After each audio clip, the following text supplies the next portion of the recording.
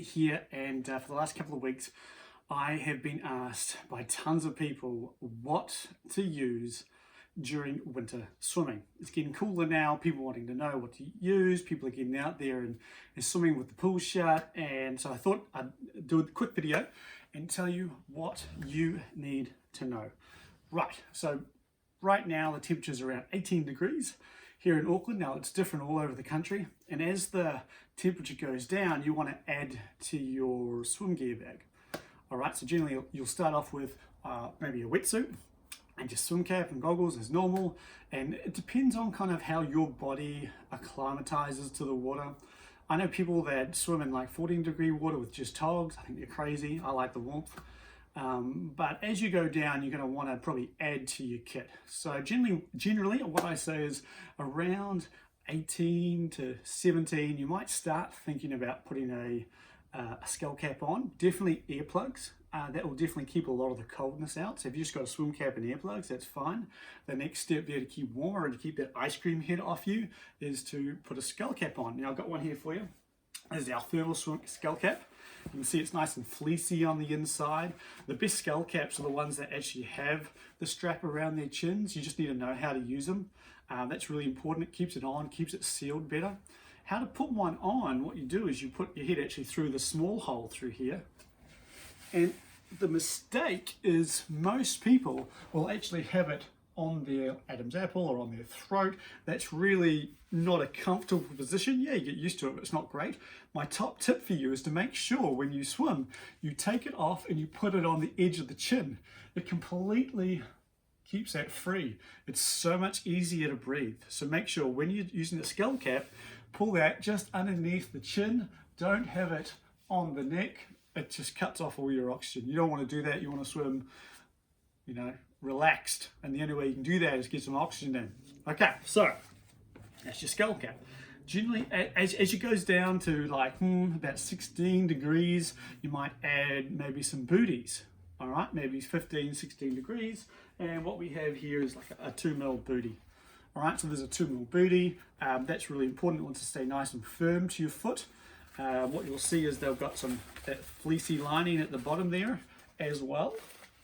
And you want to make sure, and this is my top tip for your booties, is you put the booty on, you put the wetsuit over the top, and that allows any excess water to fill out. If you put the booty on top of the wetsuit, these can actually just fill up with all that water that might be in your suit. Remember, a wetsuit needs to have water in it.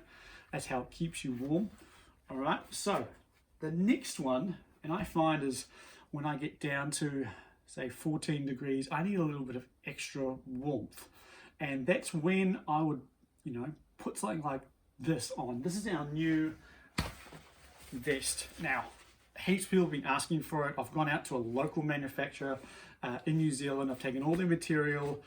We've got enough material to make like 30 of them, so it's real limited edition. This is a 1mm thermal titanium lined heat vest, which keeps the heart and the kidneys warmer and allows you to swim in those cooler temperatures much longer. You can see in there, it's nice and reflective. That's the titanium lining. What happens is the heat reflects off that titanium lining, and obviously guess what keeps you warm.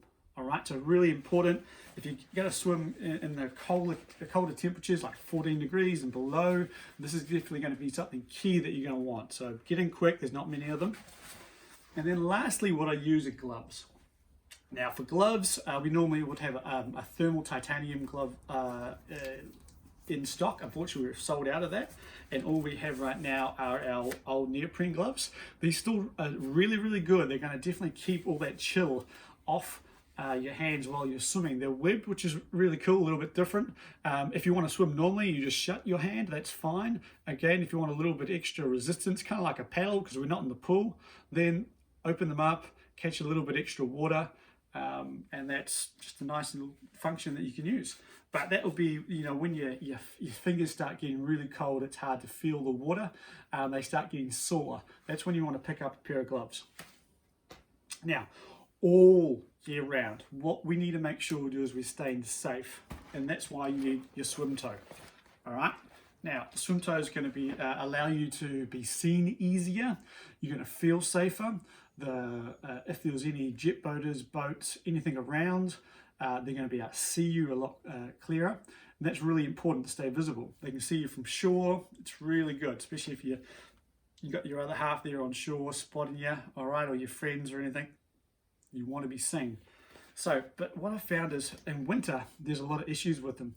And people don't always realize that when you blow into a swim toe with hot air, it sits on the water and the water is very cold. And what happens on the inside, it condenses, right? Well, the condensation occurs. So what happens is the toe float will shrink a little bit, and then a little bit of moisture is on the inside. So that's really important to know. If you're going to take your electronic key and put one in there, you want to make sure you put that in a Ziploc bag inside a container inside your toe float, and then you can keep your key with you the whole time. The other thing is you want to make sure you do it up properly. What you want to make sure you do is you fold it 1, 2, 3, maybe 4 times till it gets down to that line, and then clip it. Once it's clipped in, then you can blow it up and create the seal. All right, give it a go.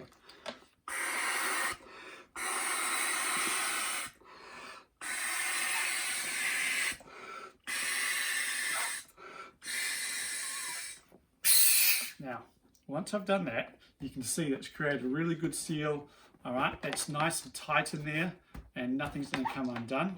The other reason why I really love this toe float over all the others is you can see it's got this little line here. You know, when that's pulled and that's on your waist, that pulls it up. It kind of like sits like a jet boat. And so it just sits on the water and you can't actually feel it. There's some other swim toes that have it out here and they have the connection point here. And what happens is it actually pulls it into the water and you feel this juddery kind of feeling. So, you know, this is amazing. You can put this on and you actually have to look behind you to see if it's even still on you. You just can't even feel it. So make sure you get yourself a safety swim toe. Make sure you're seen out there. Go out there and enjoy your